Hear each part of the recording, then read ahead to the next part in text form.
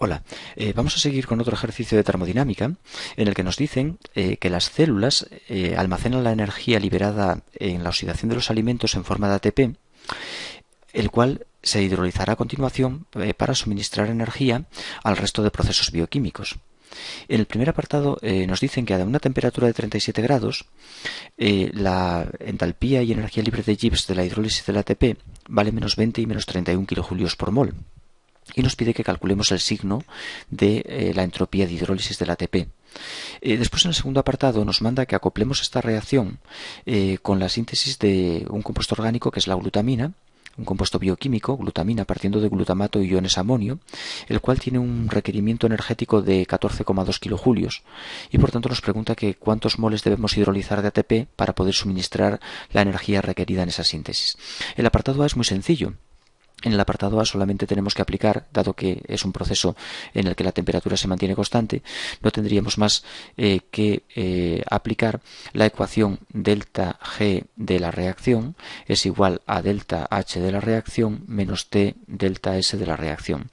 De aquí podemos sin ningún problema despejar delta S de la reacción, que va a ser igual a, pasamos de delta DS hacia este lado positivo, la temperatura pasa dividiendo, pasamos delta de G restando al término derecho y nos va a quedar delta R de reacción, delta H de reacción, menos delta G de reacción. Y por tanto el delta S para esa reacción química pues va a venir dado por ese cociente que, sustituyendo en él pues los diferentes valores, delta de H son menos 20 kilojulios, delta de S son menos 31, la temperatura de 37 grados son 310 Kelvin. Esto nos va a dar un resultado de unas 35,5 por 10 a la menos 3 kilojulios partido de mol y de Kelvin. A la entropía le queda un poco grande la unidad de kilojulio y es mejor expresarla en julios, 35,5 julios partido de mol y de Kelvin. Como podemos ver, es un valor positivo, lo que nos indica que hay un aumento de desorden, se incrementa la entropía, porque dos moléculas se convierten en tres. Por tanto, esta reacción tiene un incremento de entropía, tiene un cambio de entropía positivo, porque supone una ruptura de la molécula de ATP en moléculas más sencillas. Por otro lado, en el apartado B nos pide que acoplemos la reacción de hidrólisis de ATP, el ATP más agua, para dar los productos que nos indica arriba el problema, y nos manda acoplar esa hidrólisis a una reacción de síntesis, que es la síntesis de la glutamina. La hidrólisis de ATP produce a presión constante 20 kilojulios y tiene un cambio de energía libre de Gibbs de 31. El cambio de energía libre de Gibbs es la energía que debemos utilizar para resolver este segundo apartado, puesto que es la energía total disponible en OPV por ese proceso termodinámico, esa hidrólisis. Nos va a liberar como máximo, o nos va a aportar como máximo, una energía de menos 31 kilojulios que vamos a utilizar en la síntesis del ATP.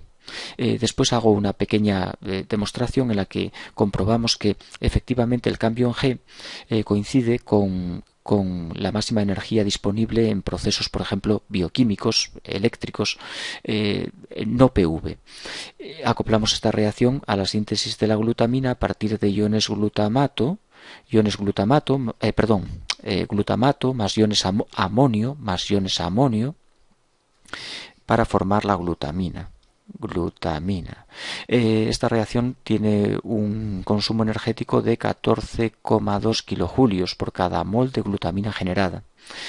Por tanto, si una reacción es capaz de generar como máximo 31 kilojulios y la otra consume 14, sería muy fácil de saber cuántos moles de ATP se tienen que hidrolizar. Cada mol de glutamina que vamos a formar requiere 14,2 kilojulios por mol de glutamina. Aquí se me olvidó poner un mol de glutamina. Mol de glutamina se va con mol de glutamina y nos quedan los kilojulios que necesitamos para sintetizar ese mol de glutamina. Y cada mol de ATP que se hidroliza va a cedernos 31 kilojulios por cada mol por cada mol de ATP hidrolizado. Por tanto, ahí tendremos, haciendo esos factores de conversión, los moles de ATP que tengo que hidrolizar para obtener un mol de glutamina, que van a ser unos 0,46 moles de ATP que hay que hidrolizar. Ahora vamos a intentar justificar un poco por qué empleamos el cambio de energía libre de Gibbs para obtener los moles de ATP necesarios y no el cambio de entalpía. En termodinámica hay dos funciones muy importantes, que son la función de Helmholtz, la A, cuya expresión diferencial es diferencial de A igual a menos S de T más menos P de V, menos P de V. Es la ecuación diferencial de A, llamada también ecuación de Gibbs. Si trabajamos a temperatura constante, un proceso a T constante, la variación en A se queda en menos P de V, que como podemos ver es trabajo. Es decir, que la diferencial de A es igual a la diferencial de trabajo, o el incremento de A al cambio en A coincidiría con el trabajo disponible.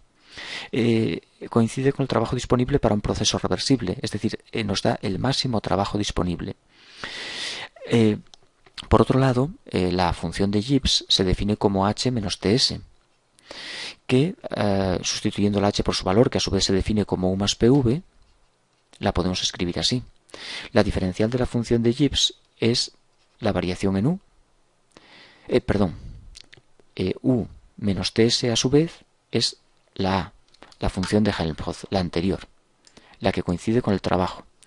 Y si borro esto, ahora si voy a diferenciar, la diferencial de G es igual a, derivo esta parte de aquí, es la variación en A, más la variación de PV, que es más P de V más V de P, derivada de ese producto, P de V más V de P.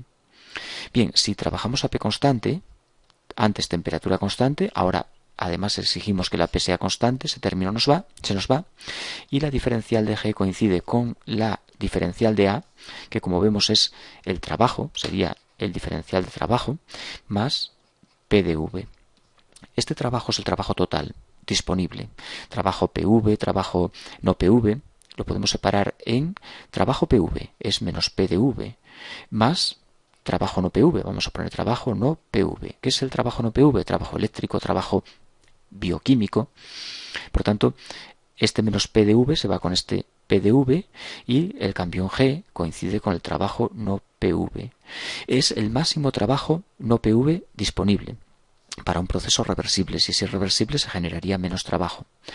Por tanto, como podemos ver, aquí una diferencial. Como podemos ver, el cambio de energía libre de Gibbs está asociado, el cambio en G está asociado al trabajo no PV, es decir, trabajo no de tipo presión-volumen, sino, por ejemplo, bioquímico, como en el caso que nos ocupa, eléctrico. Esos son los tipos de trabajo que coinciden con el cambio en G, pero debemos tener en cuenta que es el trabajo máximo que se puede obtener de un proceso de ese tipo. Es decir, en nuestro caso, de este proceso bioquímico, se podría obtener un máximo, una cantidad de energía máxima que coincide con el cambio en G. Supongo que puedo obtener esta energía y por tanto la empleo para calcular cuántos moles de ATP son necesarios.